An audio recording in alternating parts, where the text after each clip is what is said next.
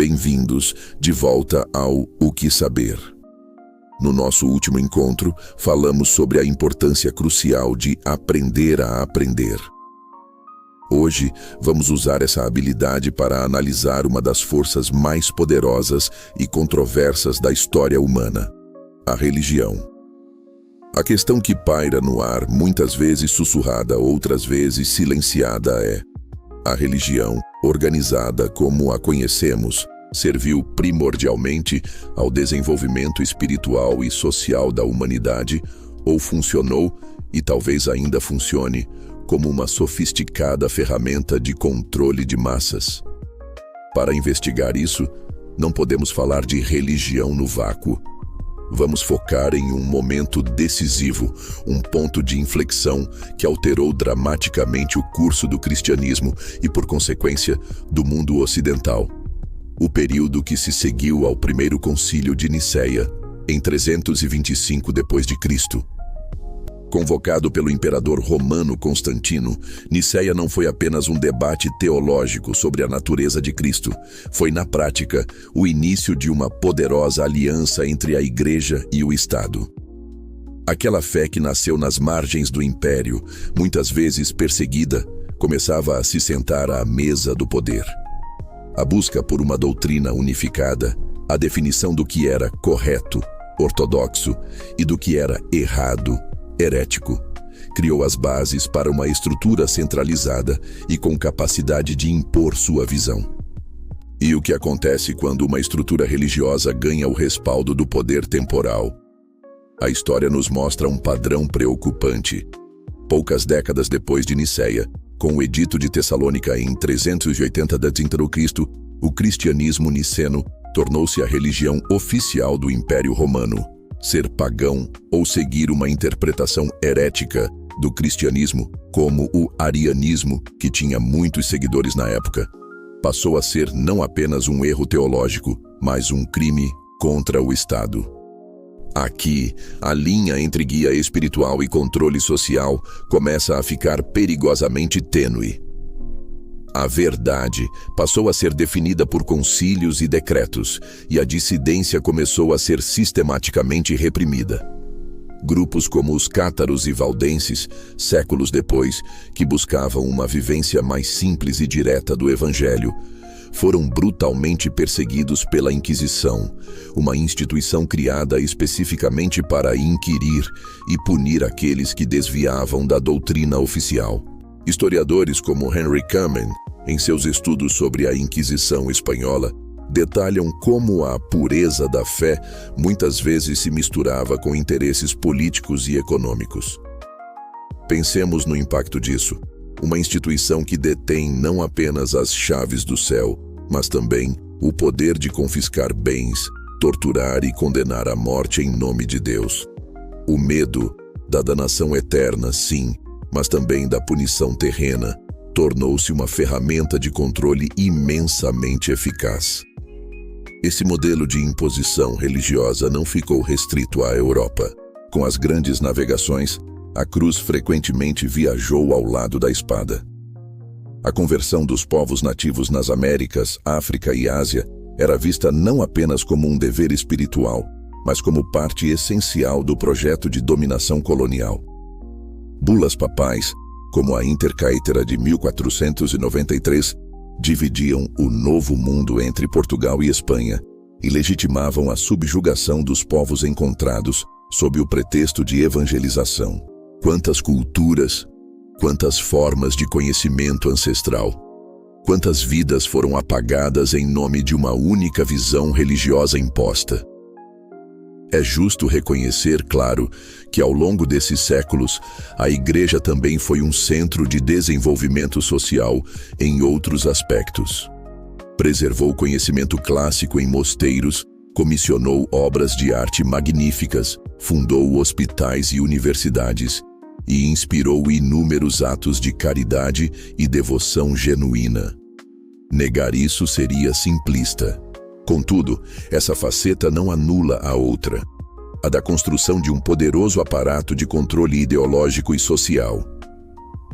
Durante séculos, as explicações para os mistérios do universo, da vida e da própria consciência humana eram monopólio da interpretação religiosa. O Sol girava em torno da Terra porque assim estava escrito e assim servia ao propósito divino. Doenças eram castigos ou provações. A ordem social era imutável porque refletia a vontade de Deus. Contestar isso era arriscado, como Galileu Galilei descobriu ao defender o modelo heliocêntrico de Copérnico. Mas a roda da história e do conhecimento não parou de girar. A ciência, com figuras como Newton, Darwin e Einstein, começou a oferecer explicações naturalistas para fenômenos antes atribuídos ao sobrenatural. A evolução das espécies, as leis da física, a vastidão do cosmos. O universo se revelou muito mais complexo e fascinante do que os dogmas permitiam imaginar. E aqui chegamos à reviravolta, ao ponto crucial para nós hoje. Toda essa história, todo esse conhecimento sobre como as estruturas de poder e controle foram construídas não serve apenas como curiosidade, serve como ferramenta de libertação.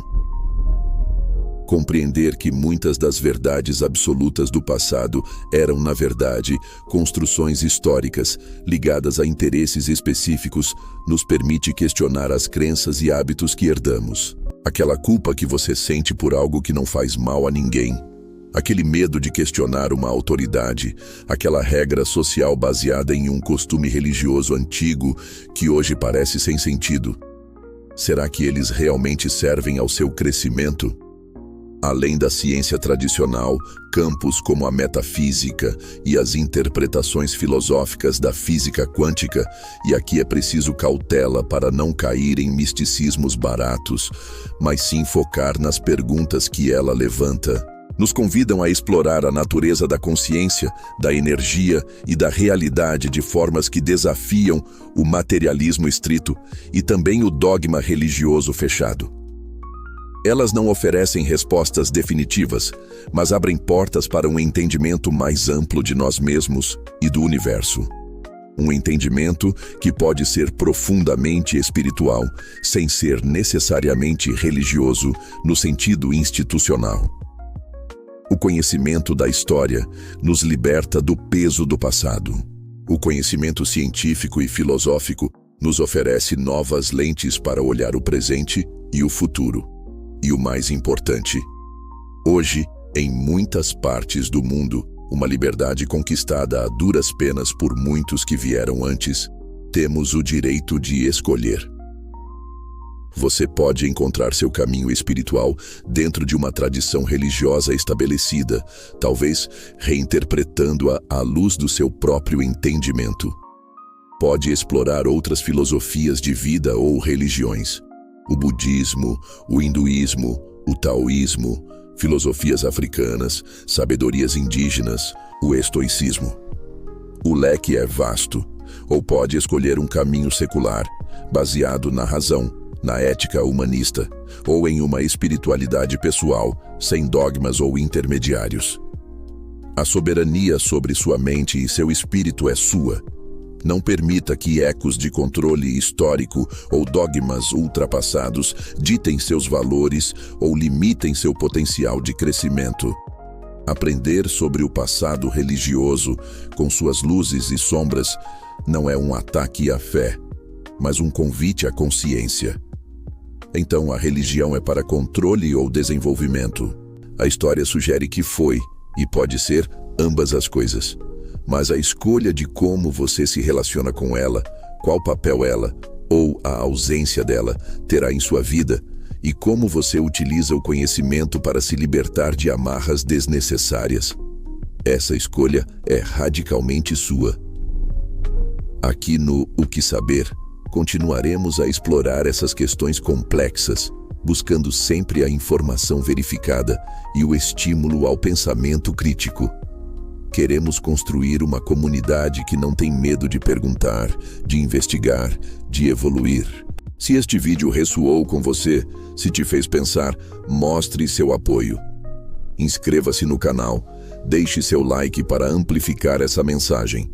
Compartilhe com quem você acha que pode se beneficiar dessa reflexão. E, crucialmente, comente abaixo. Como você vê essa dualidade da religião na história e na sua vida?